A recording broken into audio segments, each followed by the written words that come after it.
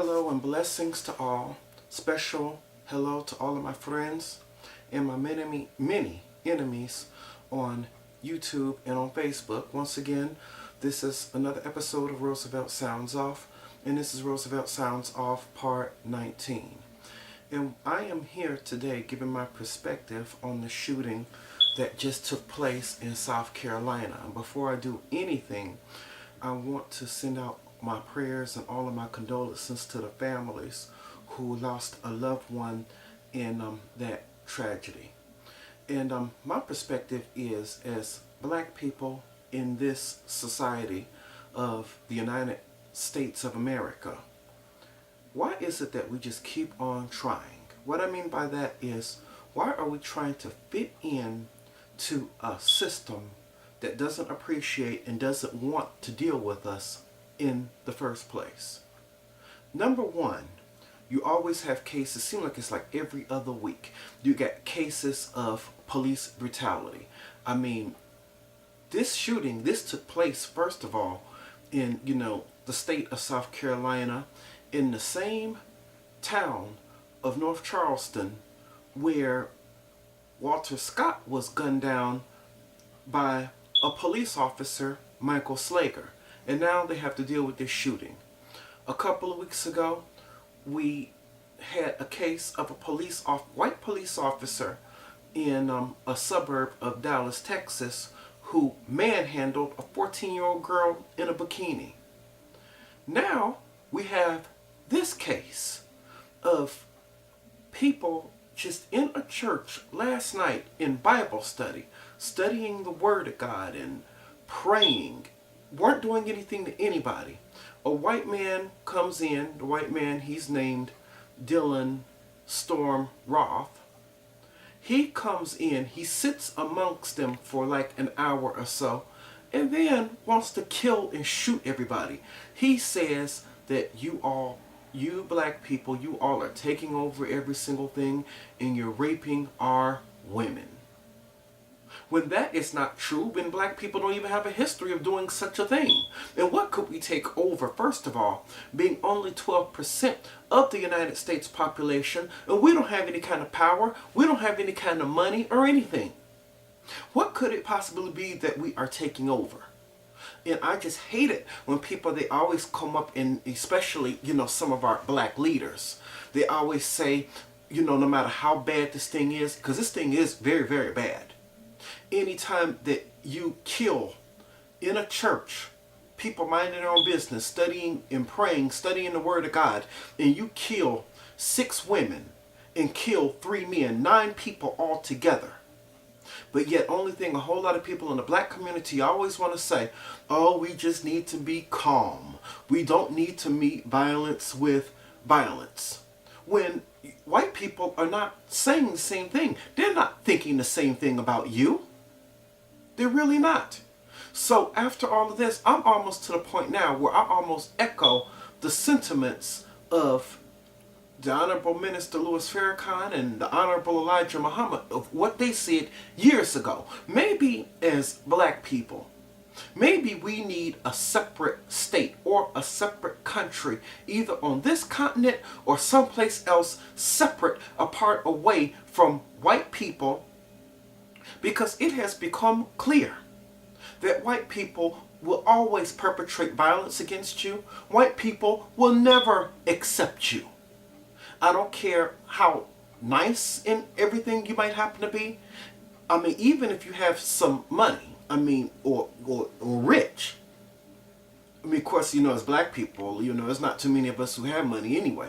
But as black people, as a black person, even if you have a little bit of money and prestige, they would still consider you to be another nigga. Come on, for God's sake. Look at how they treat the President of the United States of America. And he's not completely black at all. If anything, he's much more biracial. He was raised by a white mother, and his African father really wasn't to nowhere to be found. And by him even being partially black, look at how he gets treated. Now, I'm not trying to say that I agree with every single policy that President Obama has put forth, because I don't. But Every other president has got better treatment than President Obama has.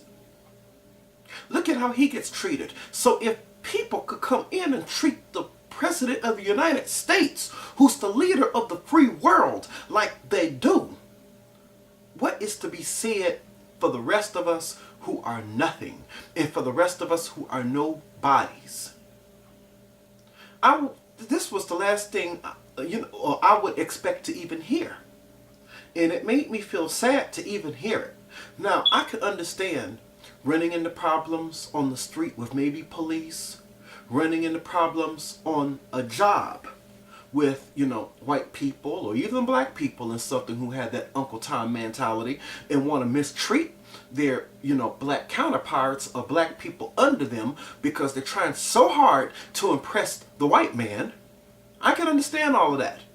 But there's two places in this world that you should be able to go and have peace and solace. First of all, it's in your home.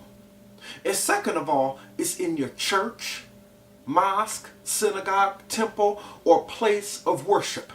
You should not have to live in fear of just because you go to a simple Wednesday night Bible study of somebody coming in and shooting up the Bible study and you losing your life in the Bible study. This kind of thing should not be. So at this point, I'm almost saying willing to almost want to separate. And I face a lot of opposition even myself from a good friend of mine who's also black, but very conservative in thinking. Because anytime, what I have a habit of doing, just like a whole lot of you all do out there, if I see something that's, related to police brutality or whatever it is, or, any kind of injustice, I might post it on my Facebook page. He gets on my case and tells me only thing I'm doing is creating much more of a problem by creating more separation. I beg to differ. Me and other black people who are posting things and saying things, I don't think it's us as black people who are creating the separation. It's white people who already put the separation there in the first place. It is white people, along with the help of Jewish people, and even our so-called sellout African kings and queens at the time, who went and kidnapped black people from the shores of Africa, brought them over here, changed their names, took away their true religion, took away their God, took away their culture, kept them in slavery. And even once slavery was abolished, it's white people who set up the so-called Jim Crow laws of the South. It's white people who had separate drinking fountains, separate bathrooms. It's even certain restaurants and even people who performed back in the day, people like Duke Ellington and, some of the other, performers back then. When they traveled, Count Basie, all of them. And I just saw the story the other day on YouTube. She was a famous gospel singer named Rosetta Tharpe. She did a whole lot of shows and traveled in the South. But a whole lot of places, just because she was a black woman in the South, a whole lot of hotels, her and her crew could not stay in. Whenever they stopped to eat, she had white people who performed with her, so it was some of the good white people who was on her tour bus who had to go in and maybe bring her a sandwich or bring her some food. Why? Because she, as a black woman, she could not come in and sit down at a counter and even be served. It's white people who, whenever, you can have a area and, that is predominantly white. But yet, as soon as you get like one black person in the neighborhood, what do they all do? It's the white people who always want to leave, called white flight. It's them who always do this. So I would have to say it's them who created this separation, not black people. It's certain black people like Martin Luther King Jr. and, some Medgar Evers and some other, black leaders who wanted to assimilate within the white culture. Now, it was only people like Malcolm X and the Honorable Elijah Muhammad who said to let the black man separate, to don't assimilate and don't mix into the house of your enemies. Build your own house. Have your own stores. Have your own shops. Have your own businesses. Make your own money. A whole lot of other black leaders at that time wanted to mix in and assimilate in the house of their enemy and their oppressor. So, black people as a whole have been pretty loving, because this church, which is the Mother Emmanual AME Church, they said was a very, very welcoming church, to where they would reach out to someone who was a stranger. And that's how come they reached out to this man, Dylan Storm Roth, until he picked up a gun and started shooting everybody. It is white people who didn't even want you to be a part of their churches even. Because the reason, some people don't know this, but I'm going to put this out here anyway. The AME Church, which is stands for African Methodist Episcopal. And then, of course, you got another AME denomination, which is AME, or African Methodist Episcopal Zion, which is basically two different organizations. But basically, the African Methodist Episcopal was started by a black man after he was denied seating in a white Methodist church. So because white people in the Methodist church and in some of these churches didn't want black people to be a part of them, that's the reason why a whole lot of churches and everything were started, and even organizations were started. That's how come in the firefighters union you have what is called a black firefighters union in the fire department. Why? Because white people or white firefighters did not want black people to be a part of their union. You had groups like the Ku Klux Klan who wanted to separate or wanted to terrorize black people in the South. You had these groups that preached separation, but it seems like these groups like the KKK and the Aryan Nation and Posse Comitatus, some of these groups were not condemned, but the government zeroed in on and condemned and set up illegal tactics against groups like the Nation of Islam, against the Black Panther Party, against the Mexican Liberation Front, against all of these groups, but yet nothing was actually done about investigating white supremacist groups. We need to ask ourselves and think why this is. Could it be that this country of the United States of America wants to perpetrate more racism and wants to perpetrate much more separation? We are much more divided than we are together. Yes, I mean, I promote togetherness because the way I see it, that we are all one people, living in one nation, living in one world. Even the Bible says, because I don't want anybody to come to me later or something and didn't try to come in my face and tell me that I didn't try to teach the Bible. It says that in the beginning, that God, He took one blood and made all of mankind. Meaning that even though in our eyes as mankind, we have many different races, black, white, Latino, Asian, what have you. But in God's eyes, it's only one race, and that's the human race. I get it. I can see it. But it's many white racists out there who do not get it. So after you are dealing with a bunch of white people who simply do not get it, I am wondering how come we are trying so hard to still assimilate into a culture that will never accept us, will never want us, will never be fair to us. They will never be fair to us no matter what you do. I mean, it used to be a time that even though we had black people on the police force and on the firefighters, that it used to be a time that a black person couldn't be a police officer.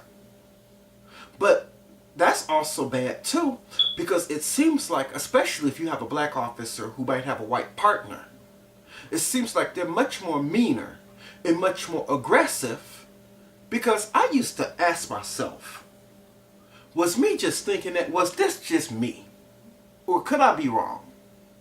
Until I talked to a black police officer, and he actually did admit to me the reason how come sometimes black police officers, especially if they have a white partner, are much more meaner and much more aggressive, is because they're trying to show out in front of that white partner, because they're just thinking that maybe if the white partner gives them a good review or says something good about them, then maybe they can get some type of raise or promotion. Because without that, they wouldn't get any place. And it's almost like we are stuck in this country in second-class citizenship, to where no matter what we do, we will never ever be good enough. To go into a church and shoot up a church. I've been watching the news on this in CNN, HLN, CNBC, MSNBC all day long. To kill 6 women and 3 men, but yet you leave, this is what he said, he left one person alive so she could tell the story of what he did and what just went down. Now I'm just wondering, now that they done caught this fella, because it took them a while to even catch him, I was wondering were they even going to catch him. I thought, especially by it being, Southern white people, I thought if anything they would have tried to set up a kind of a way for him to get away. Because Southern white people, golly, a whole lot of them are starting bad enough with the white people in the North. I mean, we know the Southern white people don't care nothing about way too much. I thought they'd let him get away, but no, they caught him. So now I'm just wondering what they're going to do about it. And I think the only reason why they're going to do a little bit much more about this, because the pastor of the church, Clement Pinckney, or the Reverend Clement Pinckney, who was also South Carolina state senator, he was murdered in that. So I think the only reason why they were going to do, or they would do something now, is because it's a state senator who was murdered. Because it seems like in this country, people always say they think that Black Lives Matter or all lives matter. No, we say that, but to this country, no, all lives don't matter. Because it's like we put importance, or too much importance, on a person who is killed. It should be the same kind of a penalty if you kill a nobody that it is if you kill somebody. If these people were all nobodies, it wouldn't count as anything, but it had to be a senator for them to step up and maybe do what needs to be done. No, the penalty is also supposed to be the same. We aren't supposed to be separated like this, but according to this country, we are. Yes, we are separate. It's just too bad. And it's a very sad thing. And I just hate it when people just act like us as black people don't have the right to be angry, when you have every right to be angry. Look at every single thing that's going on. First, police brutality, and now them shooting up a church. And I'm pretty sure it's some type of conservative thinking, Republican-minded thinking black person out there who would say, again, that these people were guilty of their own problems, or these people caused it some kind of a way. Just like you find a whole lot of conservative black people who say that every single person who gets shot down by a police officer, they had to have been doing something, or it was something wrong that they did to cause the problem. Some person is, you always have that same group of people that's like, oh well, maybe they did something wrong to cause it. Because it seems like when it comes down to black people, it seems like we're the blame for every single thing. But white people, whenever something happens to them, their blame is nothing. So right now, I'm just hoping, because right now he fled to North Carolina. And they caught him in a town in North Carolina. So right now he has not officially been returned to South Carolina. So I'm hoping that they do return him to South Carolina. And I'm hoping through some kind of a way that he doesn't see his trial date. Because a person like this does not deserve to live. You all out there, hit me up in the comment box. And feel free to subscribe to the YouTube channel. Once again, this is my perspective on the shooting at the Emmanual AME Church in South Carolina. And this has been another episode of Roosevelt Sounds Off. I will see you all next time. Peace and blessings.